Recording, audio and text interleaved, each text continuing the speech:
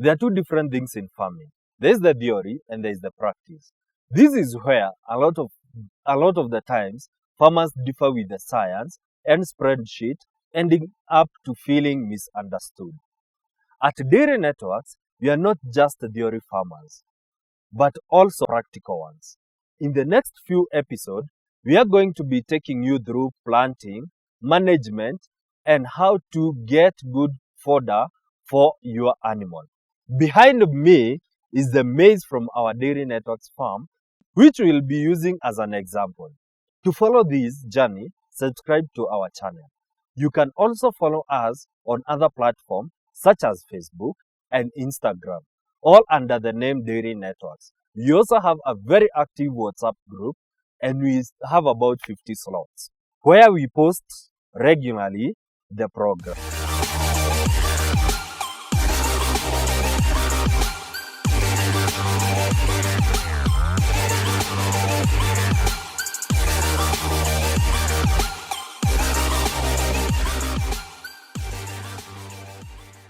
Hello, how are you?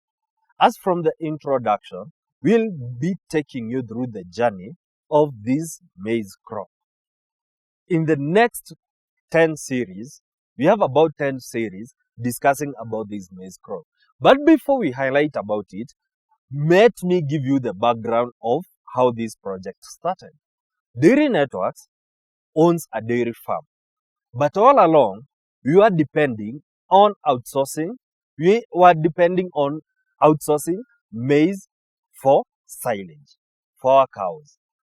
Fortunately or unfortunately, outsourcing has its own share of success and challenges. Some of the challenges we have faced through outsourcing is the unreliable supply, being shortchanged in terms of quality and quantity, and also the herd is growing. Like currently, we are consuming 10 tons in 1 month, meaning we have to keep on buying. We have to buy and buy and buy and buy. On top of these 10 tons we are outsourcing, we also grow about 30% of the crop. So out of 10 tons, we also have an additional 3 or 4 tons, which is on farm grown. So as the herd grows up, we realize it's unsustainable to keep on buying. There are also other inefficiencies like timely supply, like now everyone knows that we have a maize failure. So these inefficiencies have greatly affected our farm. Also the pricing issue. When we started outsourcing about 5 years ago, the cost of maize silage was about 3-4 shilling. But currently, we are seeing as high as 16 shilling.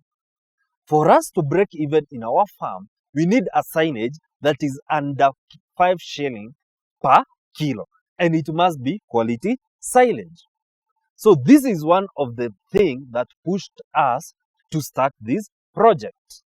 Also, we drew inspiration from the clients we have consulted for. You have to go and watch the House of Hope Dairy Farm in this channel. You'll just like their maize crop. We also covered the Mbogori Dairy Farm. Amazing. We covered a Miva Dairy Farm owned by Dr. Karia. 300 tons, that it's not even sufficient for 1 year, all own grown. An amazing journey. We drew inspiration from them. We also drew inspiration from Amiva Dairy Farm is in Meru, Mbogori Dairy Farm is in Meru, House of Hope in Syokimau. We also drew inspiration from Kinangop. There was this farmer who was willing to sell their land in Kinangop to go and settle somewhere else because of cold. One of our clients, again from Meru, raised a critical point to us that the farmers who are based in cold areas should learn how to commercialize that cold rather than running away from them.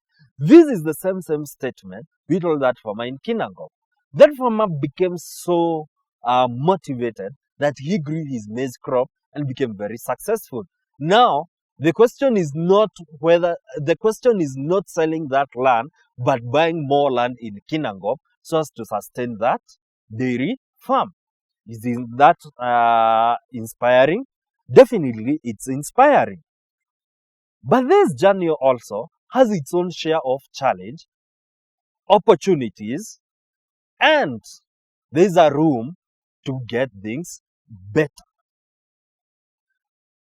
From the Dairy Networks farm, we have identified an opportunity of diversification and through growing fodder for sale.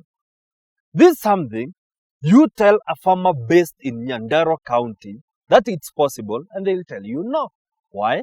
Because they strongly believe it's a cold area and maize takes a whole 1 year, and it's practically impossible to harvest more than 10 tons per season.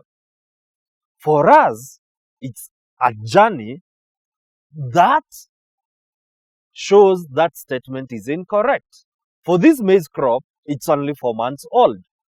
According to the seed company, they recommend this maize, or they advise this maize should take 6 months. For us, we'll achieve that. So that concept of commercializing our cold hits differently. When you look at the House of Hope Dairy Farm, it's all about commercializing their arid and semi-arid areas. Even you farmer, wherever you are, I want to inspire you that external factors that you have always felt it's a barricade towards you succeeding in the fodder journey, it's doable. This maize crop here, it's a rain-fed. This crop here has an amazing journey.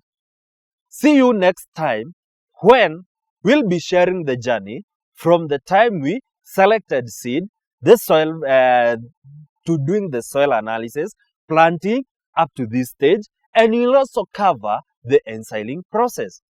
But we have a request to you. Like this video, subscribe, and share. Until next time, kwaheri.